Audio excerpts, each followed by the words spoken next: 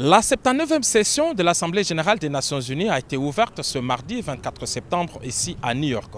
Pendant 5 jours, du 22 au 27 septembre, près de 200 dirigeants du monde entier vont défiler devant la tribune pour présenter leurs priorités et échanger sur les défis mondiaux afin de faire progresser la paix, la sécurité et le développement durable. Cette année, les échanges portent sur les thèmes de ne laisser personne à côté, agir ensemble pour la paix, le développement durable et la dignité humaine de générations présentes et futures.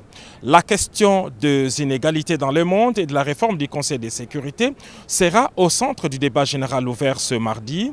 Dans son discours d'ouverture, le secrétaire général de l'ONU, Antonio Guterres, a donné les temps pour lui. Un changement s'impose.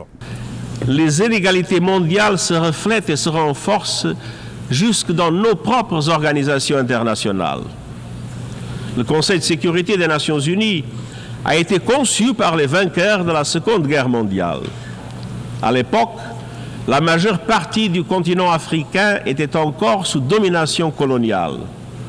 À ce jour, l'Afrique n'a toujours aucun siège permanent au sein de la principale instance de paix du monde. Un changement s'impose.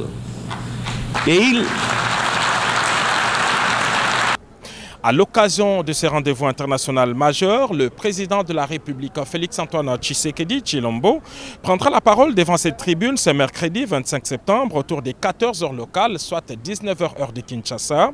En plus des défis mondiaux sans précédent, cette grand-messe diplomatique est l'occasion pour le numéro 1 de la RDC de réaffirmer son engagement en faveur d'un multilatéralisme fort et efficace.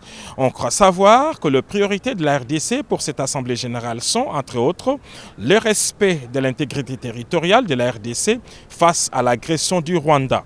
Nous pensons aussi que le président de la République, Félix-Antoine Tshisekedi Tshilombo, ne manquera pas de demander des sanctions contre le Rwanda pour son agression avérée et son pillage des ressources naturelles congolaises. C'est aussi l'occasion pour le président de la RDC de demander l'appui d'autres États pour le poste de membre permanent du Conseil de sécurité avec plein pouvoir.